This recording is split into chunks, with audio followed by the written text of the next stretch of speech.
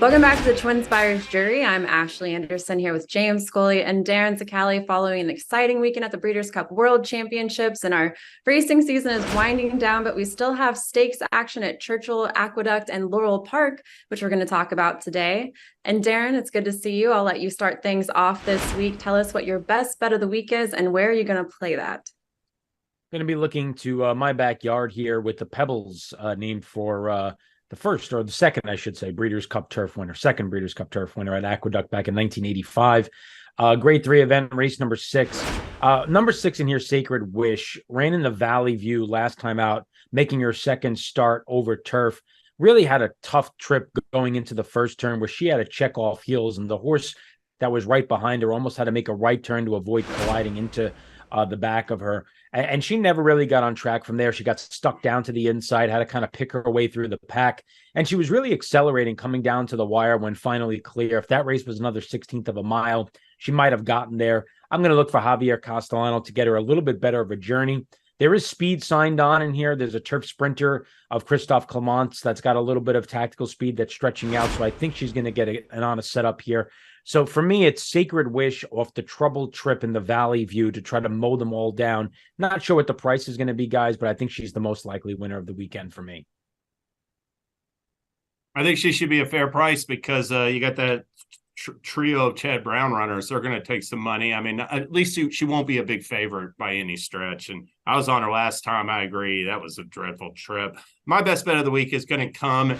It's number 11, Siege of Boston, who gets back to his preferred 1.8 distance in the Grade 3 River City at Churchill Downs. He ran third, 2 starts back at 1.25 miles. It was a really good field. The Kentucky Downs Preview Turf Cup at Ellis Park. That was a good field. He ran a closing third at 1.25 miles. Last time out in a mile, $500,000 race at Kentucky Downs. The winner of that race basically led all the way, caught a speed favor in turf, or a turf that played fine to speed types. And Siege of Boston couldn't catch the winner that day, but really ran well for second. Now he gets back to 1.8 miles. I think he's going to keep moving forward off of those last 2 efforts and break through with his first stakes win in the Grade 3 River City at Churchill Downs, Ashley.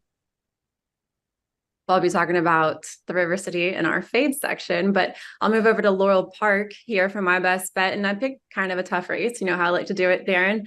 And I'm going with the Smart Halo Stakes for 2-year-old fillies. This is race 6 at Laurel. And there's a Brad Cox runner in here, Dubois Blanc, who's the 9-5 morning line choice. I think we'll take a lot of money. And I'm going to go with Brittany Russell's number 1 Cap Classique instead at 3-1.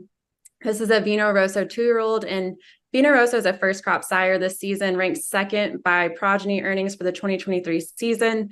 Cap Classique is unbeaten from 2 starts. She's moving up in class, trying a stakes race for the first time. And Brittany Russell is a 24% winner this meet. Pavian Toledo is a 28% winner paired with Brittany Russell in the last 2 months. And I think, Cap Classique had an 80 Brisnet speed figure last out, a little bit lower than the best of some of her rivals, but I think she can move forward here. We have Brad Cox's horse and debut winner Miss Harriet, who are going to set, I think, a pretty hot early pace. So I'm looking for Cap Classique to come in and close late in this race, but kind of a tricky race. I don't know if you had a chance to look at it. No, I like the pick. I mean, she was a 7-length winner over Ronan Goddess, who came right back to win at the same level by nearly 4 lengths in her subsequent try. And she's actually in this field as the 3rd or 4th choice. I might have preferred if she was drawn toward the outside. She's going to certainly have to work out an inside-out journey there. But, I mean, her last win was eye-opening. She rolled on the far outside. And I mean, the race was just over from the 3-furlong pole to the wire. She's a very talented filly. I wouldn't mind jumping on her now before the secret is out anymore. And if she doesn't go off favorite here, she's probably good value. All right, let's move over to the horse that we're not backing at a short price. And who is that for you, James?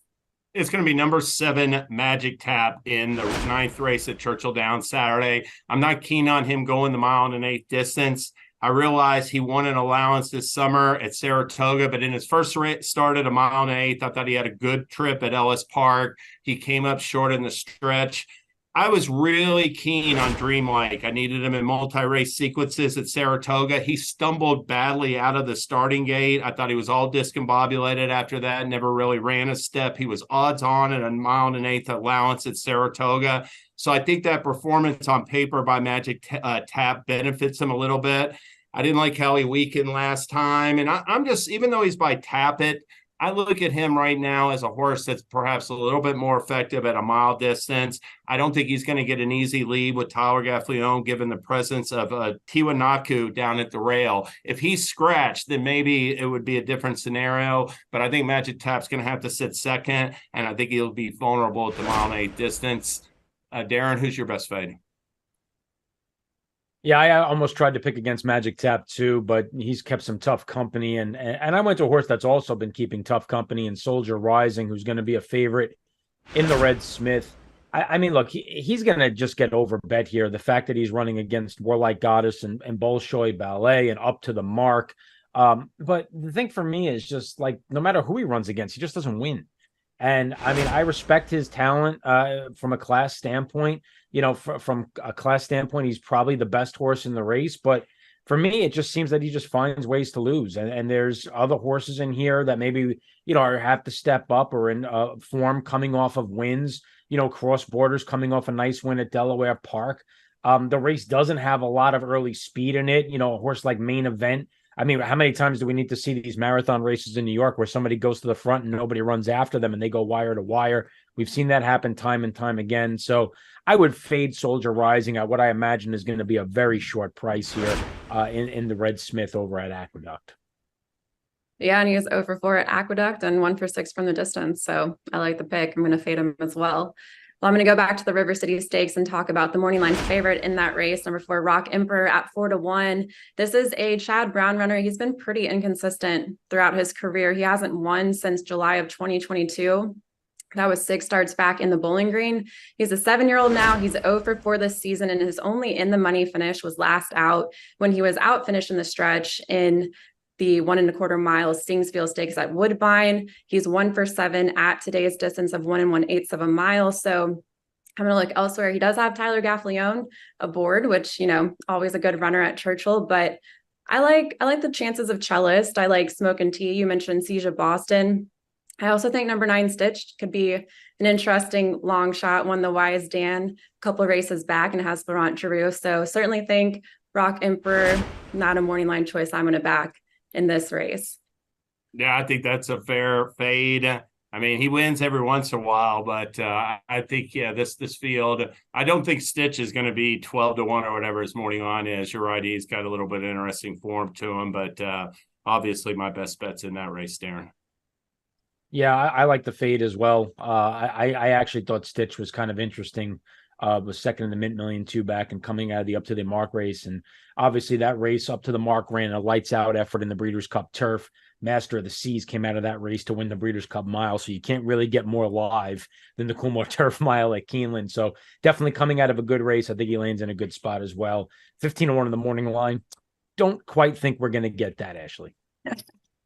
Well, before we move on to what else we're watching for this weekend, Darin, can you tell us about any promos to watch for at TwinSpires? Yeah, the week after the Breeders' Cup, it's always like a big flip of the promo page because it's almost like a brand new set of promotions with new meets.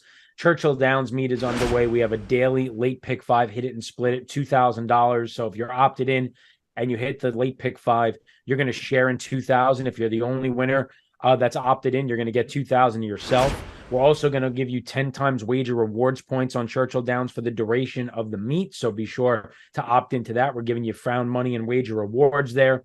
We have a Friday Golden Gate, hit it and split it on their pick 5. We're going to give away 10 times points at Zia Park, which has started their meet on Mondays and Tuesdays to give some of the early week players an opportunity to get some extra wager rewards. And don't forget as well, this coming Saturday, it is the 6th of our NHC feeders for the NHC qualifier coming up in 2 weeks. And that race, that event will focus on Churchill Downs for Saturday, November the 11th. So get opted in there and try to earn your way to Las Vegas in the NHC next year, Ashley.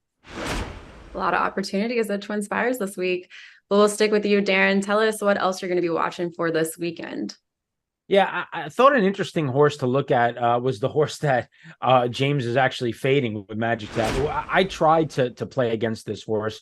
Um, I find it interesting that they're not tucking the horse away at the end of his 3-year-old season. They're not running him here in a stake race. They're putting him back in a non-winners of two other than. And I think he's one of the horses that probably is hoping to take a step forward next year as a 4-year-old. He might be a better miler than he is going to be a 1.125 classic type horse. But I do think this horse has ability. He's been beaten by Saudi Crown twice. He beat Film Star, who was a next out stakes winner. He took Tappett's Conquest to a head. Do think this is a talented runner with a lot of upside in the future. So I'm curious to see what type of an effort he gives, because I do think he's going to be a player, at least at the mile distances in some of the bigger races next year at age 4, Ashley. Yeah, I think that's a good point. There's several 3-year-olds like that. I mean, you can even see where he ran second to that Tappett's Conquest. There's some 3-year-olds out there that could take a step forward. They're going to have to do it, but it'll be interesting to see, how they do in upcoming races. My what else this weekend? Darin already touched upon it. Ashley's going to fade him as well.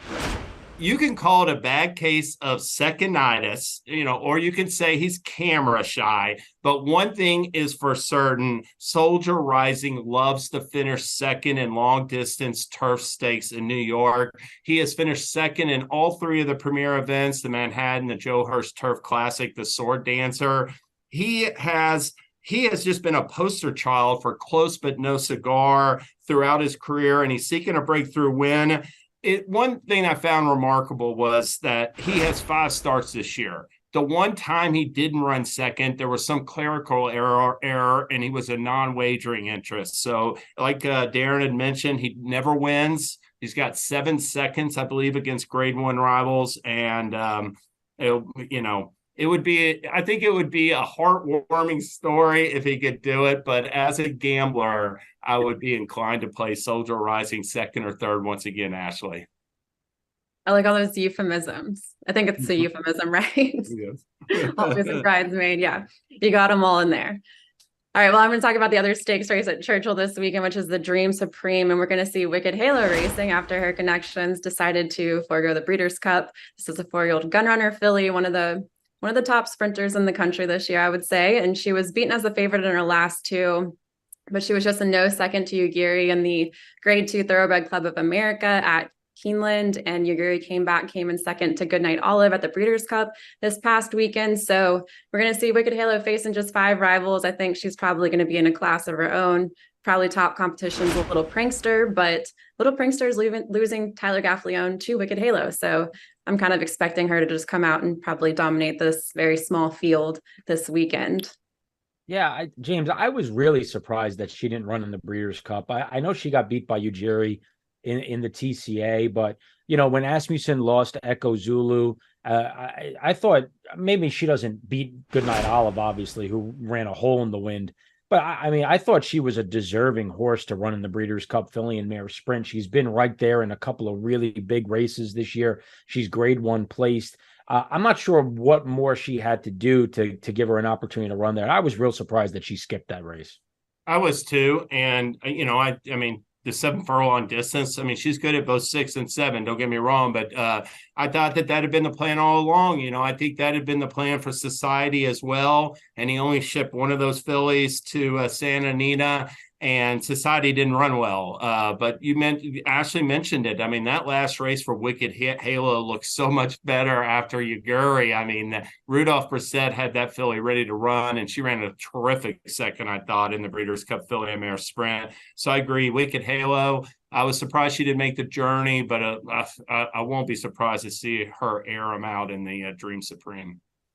Yeah, it'll be a fun race to watch at Churchill this weekend. Well, that's all the time we have for today. Be sure to check out those promos that Darin mentioned earlier at TwinSpires. Then we'll be back next Thursday with more best bets and fades of the weekend.